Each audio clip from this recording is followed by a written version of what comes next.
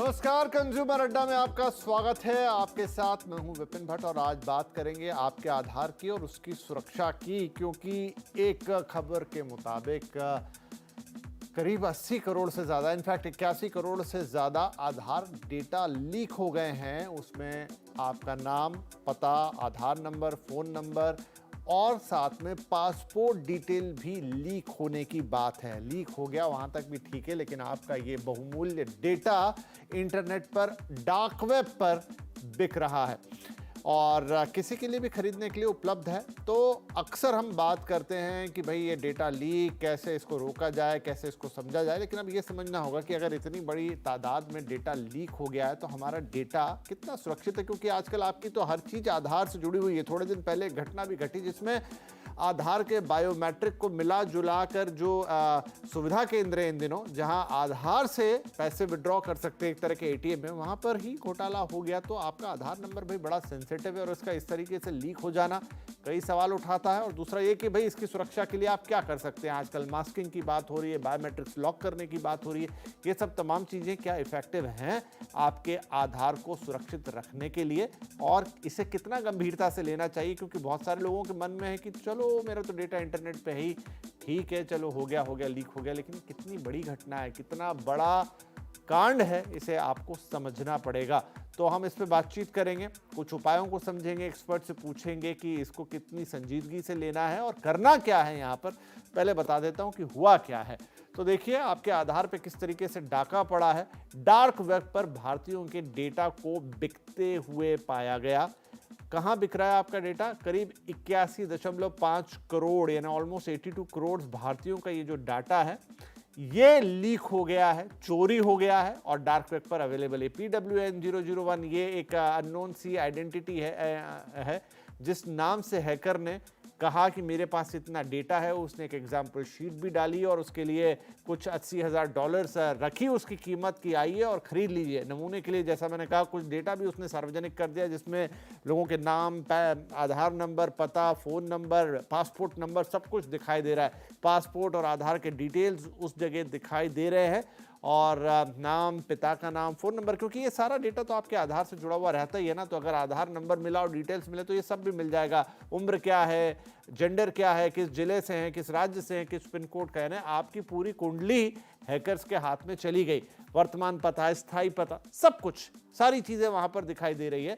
और सरकार ने डेटा की लीक की पुष्टि फिलहाल नहीं की है, ये हम आपको बता दें। एक रिपोर्ट है जो कि एक अमेरिकन साइबर सिक्योरिटी फर्म ने यह दावा किया है अपनी रिपोर्ट्स के अंदर, क्योंकि उसी ने ग्राहक बन के इस डेटा को खरीदने के लिए चेक करने की कोशिश की थी, जहां हैकर ने $80,000 मांग लिए। उसके डार्क वेब के नमूने का डाटा फिलहाल वो डिलीट हो गया है। रिसर्चर ने लीक के दावे पर सवाल उठा दिए हैं, डाटा की विश्वसनीयता पर भी सवाल उठाए हैं। तो ये भी एक बड़ा पॉइंट है कि क्या ये खबर उतनी ही सच्ची है। लेकिन हाँ, एक बड़ी साइबर सिक्योरिटी फर्म ने इसका पुष्टि की है।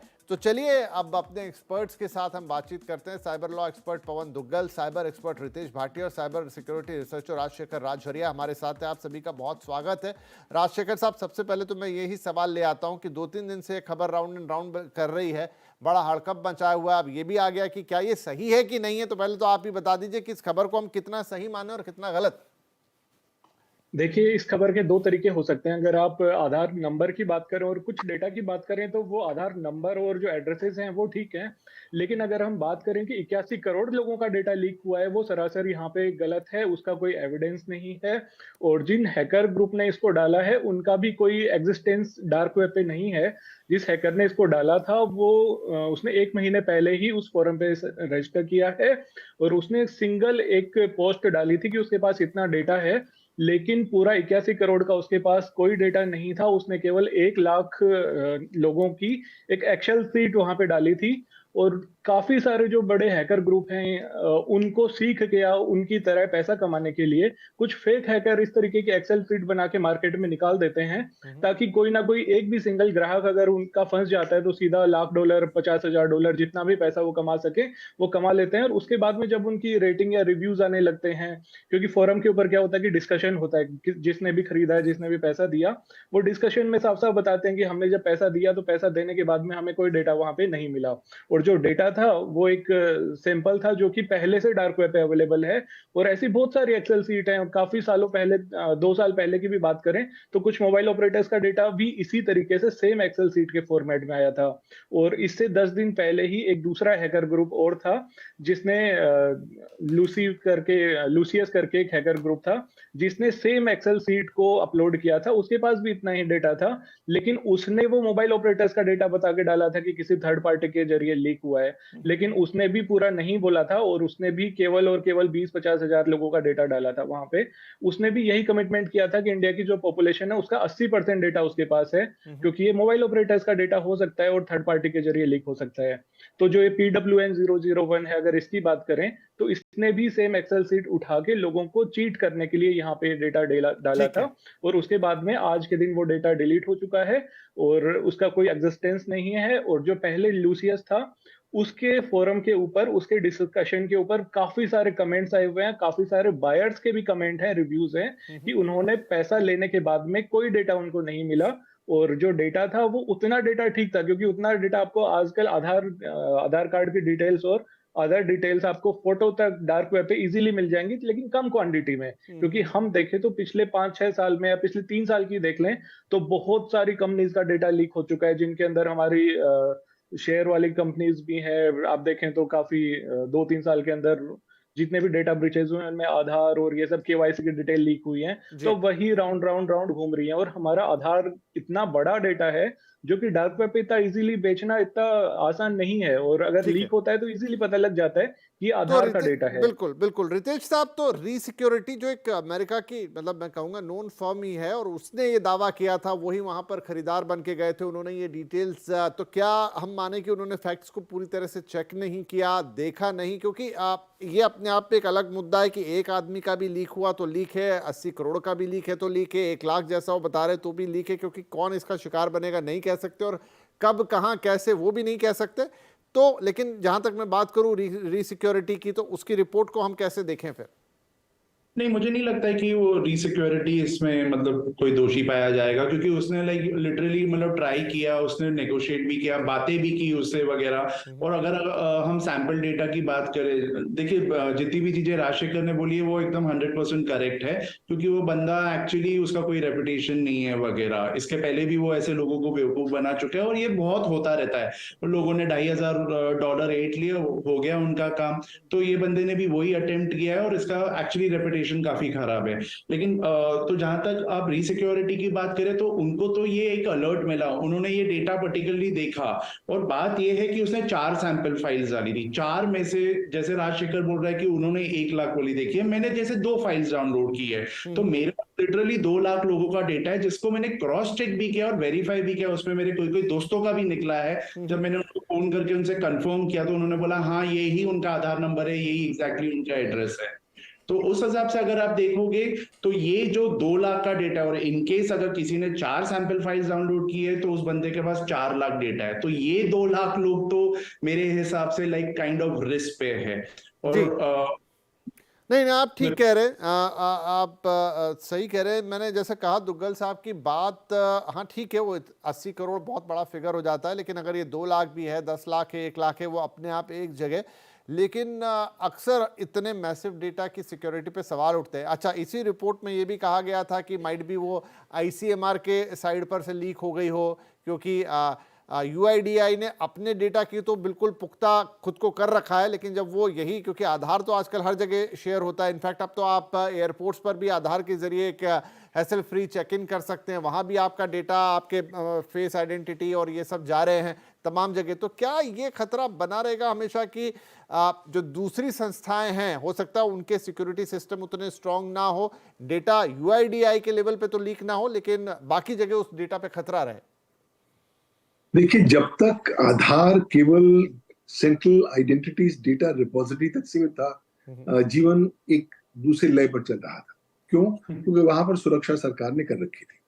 लेकिन द मोमेंट सरकार ने कहा कि हम अलग अलग चीजों को आधार के साथ जोड़ देते हैं, चाहे वो इनकम टैक्स हो, चाहे वो बैंक रिकॉर्ड्स हो, चाहे वो कॉर्पोरेट रिटर्न्स हो, तो होना क्या लगा कि ये आधार का आइडेंटिटी है, डेटा रिपोजिटरी है, इसके आसपास एक इकोसिस्टम, एक पर्यावरण विकसित होने लग गया।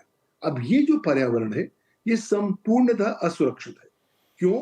क्योंकि इस पर्यावरण में कोई भी ध्यान नहीं दे रहा कि आधार की सुरक्षा पर ज्यादा तवज्जो दी जानी चाहिए। कुछ बुनियादी बातें और भी हैं। आज की तारीख में भी अगर आप देखें तो आज की तारीख में भी भारत के पास कोई साइबर सुरक्षा संबंधी कानून नहीं है।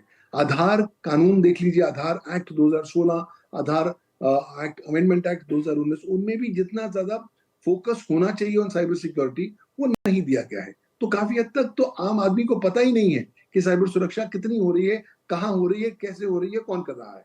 और जब आप अपने नया सिम कार्ड लेने जाते हैं तो लोग भी बिना बिना सोचे समझे अपने आधार की फोटो कॉपियां, आधार के प्रिंट आउट्स अलग अलग जगह पे छोड़ जाते हैं। वहां पर ही लगातार दुरुपयोग होता है। देखिए, ये एक बहुत मेजर इशू है।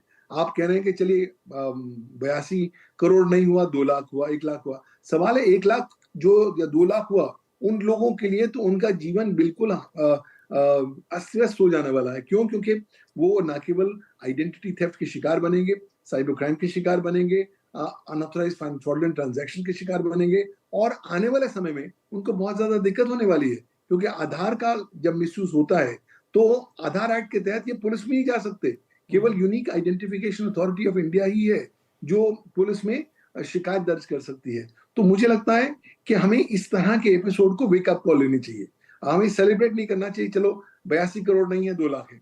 2 लाख भी बहुत महत्वपूर्ण फिगर होता है। और राष्ट्र के संदर्भ में जब हम हमारी राष्ट्रीय साइबर सुरक्षा नीति 2013 एक कागजी घोड़ा बन के रह गई है, जब हम पिछले कई सालों से राष्ट्रीय साइबर सिक्योरिटी स्ट्रेटजी की बात कर रहे हैं, हम उसको लेके नहीं आ पाए हैं। और अब तो आर्टिफिशियल इंटेलिजेंस का लगातार दुरुपयोग किया जा रहा है साइबर क्रिमिनल्स द्वारा, ताकि वो साइबर सुरक्षा में सेंधे लगा सके। तो इस संदर्भ में चुनौतियां बहुत सारी हैं राष्ट्र के सामने, उपभोक्ताओं के सामने।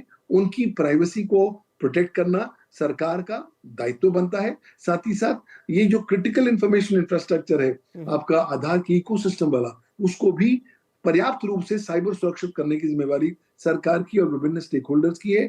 यहाँ पर बहुत काम करने की आवश्यकता है। राइट। तो राजशेखर, आप इसको कैसे समझे? देखिए, कुछ ऐसे उपाय जिनके बारे में अभी हम आपसे पूछेंगे कि आप मास्किंग करके दीजिए या आप अपने बायोमेट्रिक्स को लॉक कीजिए, ये तो है कि एक्सटर्नली आपने ऐसा कर लिया, लेकिन जहां पर इकोसिस्टम पर डाका मतलब हैकिंग के खतरे हों, चाहे वो डायरेक्ट यूआईडीआई के लेवल पे हो, चाहे वो जहां एसोसिएट आपका डेटा स्टोर हो रहा है अलग अलग एजेंसीज में, जितनों का नाम लिया अभी यहाँ दुग्गल साहब ने, उसकी सुरक्षा के लिए क्या हमारे पास पर्याप्त उपाय हैं? क्या वो हम माने कि कहीं कोई दिक्कत नहीं है, कोई परिंदा भी पर नहीं मार सकता? देखिए, आधार आज के दिन एक टाइप का सेंट्रल नंबर हो चुका है। अगर हम देखें तो आज के दिन लिंक्डइन पे भी अगर हम लॉगिन करते हैं तो लिंक्डइन को भी हम आधार से वेरीफाई कर सकते हैं। अगर थर्ड पार्टी एजेंसीज हो गई, गवर्नमेंट हो गई, सिम लेते हैं, हर कहीं पे अगर हम जाते हैं तो आधार कार्ड हमें मैंडेटरी हो गया, फिर हम उससे वेरीफाई कर सकते हैं। अब अकेला यूआईडीआई इसको कंफर्म नहीं कर सकता है कि सबकी सिक्योरिटी कैसे होगी, लेकिन हाँ, उसको गाइडलाइन बनानी पड़ेंगी, स्ट्रिक्ट गाइडलाइन बनानी पड़ेंगी। अगर किसी थर्ड पार्टी के थ्रू आधार का डेटा लीक होता है तो उस पर स्ट्रिक्ट एक्शन हो।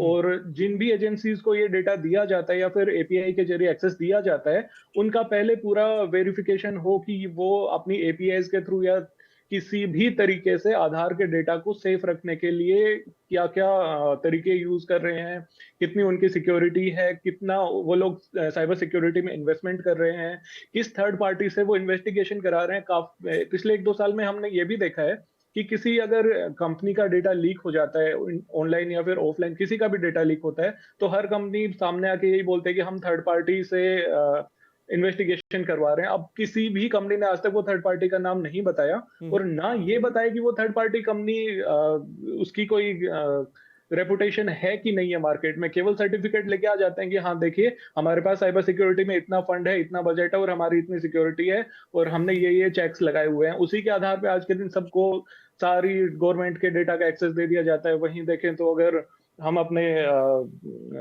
गाड़ियों के रजिस्ट्रेशन का डेटा देखें, ये भी इसी तरीके से बांटा जा रहा है बिना किसी चेक्स के। तो थर्ड पार्टी के ऊपर जब तक इसकी लाइबिलिटी नहीं लगाई जाएगी, वो सारे चेक्स के बिना इनको डेटा दिया जाएगा, तब तक ये डेटा लीक होता रहेगा, इसको कोई नहीं रोक सकता। जी जी, तो ये एक वीक पॉइंट हो सकता है। इस सिस्टम को कैसे सुधारा जाएगा ये देखने की बात होगी। एक रितेश साहब, थोड़ा प्रैक्टिकल सवाल, बहुत सारे लोगों के मन में ये भी आ जाता है कि ठीक है, मैं तो इतनी जगह अपना नंबर देता हूँ, आधार नंबर, छोटी छोटी बात में मैं उसकी कॉपी देता हूँ और लीक हो गया तो हो ही गया, इससे मेरा क्या बिगड़ जाएगा। जरा ये मैं आपसे समझना चाहूँगा कि अगर ये आपकी आइडेंटिटी कहीं चोरी होती है, ये नंबर कहीं पहुँचते हैं, तो फिर आप कितने बड़े खतरे में पड़ेंगे? नहीं, बहुत ज्यादा खतरे में पड़ेंगे। तो लोगों को ना यही जो एटीट्यूड है ना, इस एटीट्यूड से बाहर निकलना पड़ेगा। प्राइवेसी करके कोई एटीट्यूड ही नहीं है हमारे में। डेटा लीक को हम बहुत ही ज्यादा लाइटली लेते हैं, उसको हम सीरियसली नहीं लेते, और इसके लिए कहते हैं हमें फर्क नहीं पड़ता है। इनको फर्क तब पड़ता है जब ये किसी साइबर क्राइम के शिकार होते हैं। जैसे मान लीजिए अभी ये जैसे 2 लाख डेटा की बात कर रहा हूँ जो मेरे पास है, वो सिर्फ मेरे पास नहीं है, वो ऐसे हजारों लोगों ने डाउनलोड करके रखा होगा।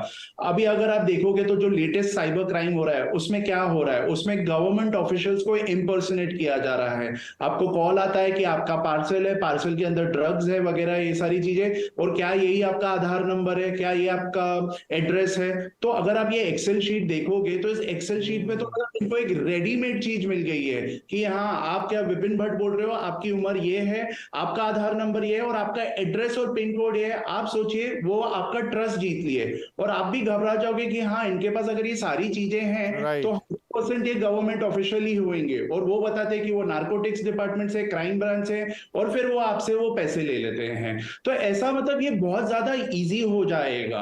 तो अगर हमें ऐसा लगता है ना, हम अगर 10 जगह देते, अगर हम 10 जगह देते तो वो 10 जगहों से जरूरी नहीं है कि चोरी हो रहा है या लीक हो रहा है, लेकिन यहाँ पर और कितना मुश्किल होएगा कि एक साइबर क्रिमिनल को 100 जगह जाके वो डेटा कलेक्ट करना, लेकिन यहाँ पे उसको प्लेटर पे मिल रहा है, उसको बस बैठे बैठे उसको 2 लाख डेटा मिल चुका है। तो ये जो मेरा अभी, मैं अगर आपको बोलूं तो कंसर्न ये है कि ये जो 2 लाख लोग हैं जिसका डेटा मतलब हर किसी के पास है, उनको ज्यादा सतर्क रहना पड़ेगा अभी। नहीं, बिल्कुल। और ये 2 लाख से नंबर बड़ा भी हो सकता है, ज्यादा भी हो सकता है, किसी दिन और ऐसी कोई थेफ्ट आ जाए, कह नहीं सकते। लेकिन एक उदाहरण दिया रितेश ने तो यहाँ पर कि कैसे आप परेशान हो सकते हैं, और ऐसे कई चीज़ें साइबर क्रिमिनल्स के दिमाग में 24 घंटे चलती है, और वो आपके डेटा को ना जाने किस तरीके से इस्तेमाल करे और आपको किस तरह की मुश्किल में डाले। मैंने आपसे थोड़ी देर पहले भी जिक्र किया कि आजकल तो आधार के थ्रू ट्रांजैक्शंस भी होते हैं, वहाँ पर कोई गलत इस्तेमाल हो जाएगा तो आपको तो आर्थिक नुकसान होगा सीधा। एक छोटा ब्रेक लेते हैं यहाँ पर, और ब्रेक के बाद कुछ वो उपाय जो आपके लेवल पे हो सकते हैं, क्या किए जा सकते हैं, उन पर चर्चा करेंगे अपने एक्सपर्ट्स के साथ।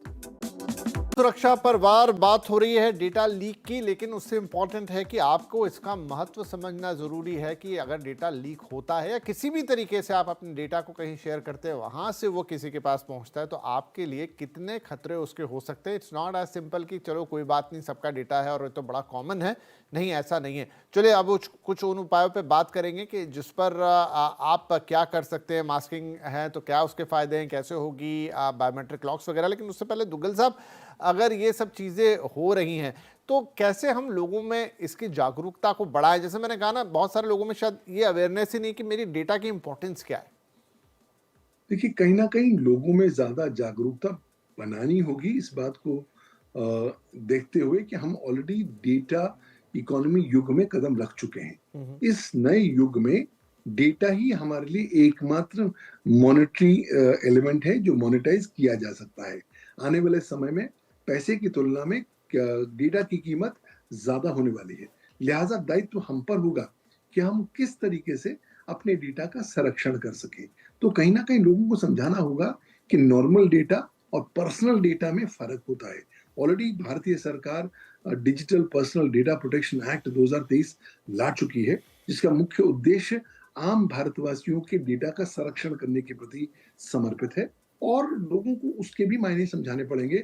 लेकिन लोगों को ये बताना होगा कि साहब, जहां तक हो सकता है आप अपना आधार किसी भी व्यक्ति के साथ शेयर ना करें, क्योंकि आधार एक दो धार की तलवार है। वो काट भी सकती है दूसरे को, आपको भी काट सकती है। और अगर आप केयरलेस हो गए अपने आधार को और लोगों के साथ शेयर करते वक्त, तो संभावित तौर पर आपकी जो बायोमेट्रिक इंफॉर्मेशन है, जो आपके आधार के साथ कहीं ना कहीं जुड़ी हुई है, उसका दुरुपयोग होने की भी संभावना रखी जा सकती है। देखिए, हर साल करीबन 50 से 60 FIRs unique identification authority of India स्वयं करता है इन आधार के मिसयूजेस के अलग अलग इंस्टेंसेस को लेकर अलग अलग पुलिस अधिकारियों के साथ साथ। तो ये बात तो अब सर्वविदित है कि आधार का जो इकोसिस्टम है वो सुरक्षित नहीं है। तो जब तक सरकार नया साइबर सुरक्षा कानून ना लेकर आए, जब तक सरकार नई राष्ट्रीय साइबर सिक्योरिटी स्ट्रैटेजी ना लेकर आए, जब तक unique identification authority of India Aadhaar की साइबर सुरक्षा के संदर्भ में नए रूल्स एंड रेगुलेशंस लेकर ना आए, तब तक व्यक्ति विशेष की अपना दायित्व होना पड़ेगा कि खुद आप उसकी अपने सुरक्षा आधार करें। को जहां तक हो सकता है सेफ रखिए, लोगों के साथ शेयर ना करें। शेयर करना है तो नीड टू नो बेसिस पर ही शेयर करना है, और वो तब शेयर करना है जब आप जिस व्यक्ति के साथ आप शेयर कर रहे हैं जी। उसकी आइडेंटिटी के बारे में आप इंडिपेंडेंटली वेरिफिकेशन कर चुके बिल्कुल, हैं। तो उसी हम सबको जीवन जीने के मौलिक अधिकार में निजता का अधिकार शामिल है, लेकिन अगर हम खुद ही अपने घरों घरों के सारे दरवाजों को खोल देंगे और फिर कहीं ना सही कहीं कह रहे हैं हमारे आप। निजता के अधिकार का हनन होगा, तो सरकार की जिम्मेवारी नहीं होगी, आपकी भी अपनी जिम्मेवारी होगी। तो लिहाजा आप आज डेटा प्रिंसिपल बन चुके हैं digital personal data protection act 2023 के तहत। अगर आपने अपने आधार संबंधी जानकारी नहीं सही तरीके से रखी, तो फिर तब मुश्किल संभावित तौर होगी, पर राइट? आने वाले समय पर आप पर भी जुर्माना हो सकता है तो 10,000 रुपए का। जी, तो मैं अब वो दो उपाय फटाफट अपने दोनों बाकी एक्सपर्ट से पूछ लेता हूं। जैसा आप कह रहे हैं कि शेयर करते वक्त वो जिम्मेदारी आप ही की है कि आप उसको कितना सुरक्षित बनाते हुए शेयर कर रहे हैं। तो राजशेखर साहब, एक है आधार का मास्किंग, ये कैसे करें और एक्सेप्टेबिलिटी कितनी है इसकी? कोई ये तो नहीं कहेगा अरे नहीं मुझे पूरा आधार नंबर चाहिए? देखिए, ऐसा नहीं है अकेले आधार नंबर से सब कुछ करना इतना आसान नहीं होगा, लेकिन हाँ, फिर भी आधार को आप मास्क करें तो काफ़ी अच्छा रहेगा। और दूसरी चीज़, अकेला मास्क करने से पहले ये भी सोच लें कि हमारे कंट्री की एक तो पॉपुलेशन बहुत ज़्यादा है, काफ़ी सारे लगभग सभी लोगों का आधार कार्ड बना हुआ है, लेकिन उसमें से आप अगर हम माने तो बहुत ज़्यादा परसेंटेज है, मैं नंबर तो नहीं बता पाऊँगा। काफ़ी लोगों को अपने आधार कार्ड का मोबाइल नंबर ही नहीं पता कि उनके आधार कार्ड में किसका मोबाइल नंबर डला हुआ है, क्योंकि जिस दिन उन्होंने अपना आधार नंबर बनवाया था, जो मोबाइल नंबर दिया था, वही आज तक चल रहा है। तो सबसे पहले सारे लोग अपने आधार का नंबर अपडेट करवाएँ, जो खुद मोबाइल नंबर वो रखते हैं, वही करवाएँ। अगर वो खुद से नहीं करना जानते हैं, तो गवर्नमेंट के ऑथोराइज़्ड जितने भी कियोस्क हैं, वहाँ पे जाके अपना मोबाइल नंबर चेक करें या करवाएँ, अपनी सारी डिटेल उसमें अपडेट करवाएँ, ताकि कल को आपके नाम से कोई सिम ले, कोई आपका आधार वेरीफाई करे, इधर-उधर कहीं भी यूज़ करे, तो आपको उसका अलर्ट आता रहे। अगर आपका मोबाइल नंबर ही किसी और का है, तो आपको ठगे जाने की संभावना काफ़ी ज़्यादा है। जी। और दूसरी चीज़, आपके मोबाइल नंबर के साथ में भी जो आधार है, और गवर्नमेंट ने काफ़ी पोर्टल बना रखे हैं, वहाँ पे भी जाके चेक करें कि आपके आधार से कितनी सिम निकली हुई हैं, अदर चीज़ें हैं, तभी जाके आप इन फ्रॉड से बच सकते हैं। और जागरूक होना सबसे यहाँ पे ज़रूरी जी, है। तो नंबर गवर्नमेंट भी बिल्कुल आप टाइम-टाइम पे सही आपको कह रहे मैसेज हैं, भेजती अपडेट कर रहती है लें। कि इस तरीके के फ्रॉड से बचें। जी, नंबर अपडेट कर ले, मास्किंग का इस्तेमाल जरूर करें। एट लास्ट यहाँ पर रितेश भाई ये बताएं कि एक चीज है बायोमेट्रिक्स को लॉक करना, वो कैसे करना और उससे कितना प्रोटेक्ट होंगे आप? नहीं, उससे आप बहुत ज्यादा प्रोटेक्ट होंगे, क्योंकि अगर आप देख रहे हैं तो पिछले जैसे जो 2-3 सालों में बहुत ज्यादा क्राइम बढ़ रहे हैं, जिसको हम AEPS स्कैम बोलते हैं, आधार एनेबल्ड पेमेंट सिस्टम स्कैम, जिसके बारे में आपने थोड़ी देर पहले बात की थी। और अगर आप वो व्यक्ति है जिन्होंने अभी अभी कोई प्रॉपर्टी खरीदी है या रेंटल एग्रीमेंट किया है, और आपने अपने फिंगरप्रिंट्स दिए जो अपन वो स्टैंप पैड पे लगा के पेपर पे लगाते हैं, तो फिर बहुत ज्यादा एसेंशियल है कि आप अपने बायोमेट्रिक्स को लॉक कीजिए। और ये लॉक हो सकता है अपने UIDAI के वेबसाइट से या तो M आधार के ऐप से।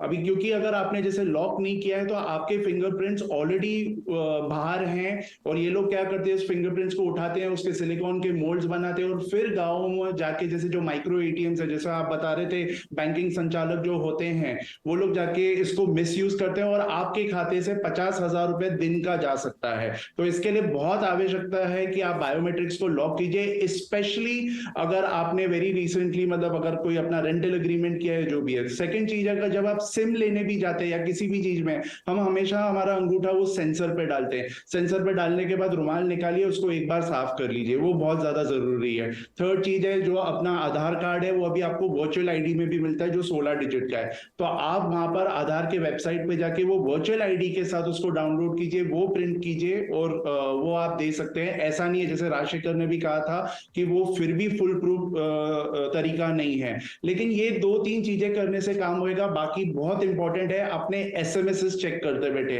जब हम लोग व्हाट्सएप की दुनिया में आ चुके हैं, सिर्फ व्हाट्सएप पे ध्यान देते हैं, SMS को इग्नोर करते हैं। SMS बैंकिंग से आते हैं, प्लीज एक बार जरा उसको चेक कर लीजिए कि ये जब भी वो आए। नहीं, बहुत बढ़िया बात। इसीलिए नंबर अपडेट करने की बात उन्होंने कही। आपके आधार के साथ कोई भी हरकत होगी और नंबर आपका सही जुड़ा है तो आपको तुरंत पता चलेगा। दूसरा, बायोमेट्रिक्स जरूर लॉक कर लीजिए, क्योंकि कई जगह अब हमारे बायोमेट्रिक्स का इस्तेमाल होता है, चाहे वो रजिस्ट्री हो, चाहे कई बार आप नई सिम लेने जाते हैं और वो आपका बैंक अकाउंट से जुड़ा हुआ आधार है, जिसका लॉन्ग टर्म में दूर कहीं इस्तेमाल हो सकता है। किसी विड्रॉल के लिए, और जैसा बता रहे थे 50,000 रुपए तक की चपत लग सकती है। थर्डली, आप मास्किंग वाला जो उसकी साइट से ही संभव है, वहां से एक डिजिटल मास्क्ड आधार निकाल सकते हो, वो हर जगह माना जाएगा। नहीं कोई मानता है तो आप बताइए कि नहीं, ये सरकारी नीति के तहत और आपको लेना होगा, और उसी को शेयर कीजिए ताकि आप, ये वो 3-4 उपाय हैं जिनसे अपने डेटा की सुरक्षा खुद कर सकते हैं। बहुत शुक्रिया आप तीनों ही मेहमानों का। आई थिंक आज की जागरूक जो चर्चा है वो लोगों को अपने डेटा को सुरक्षित रखने में बहुत मदद करेगी। नमस्कार।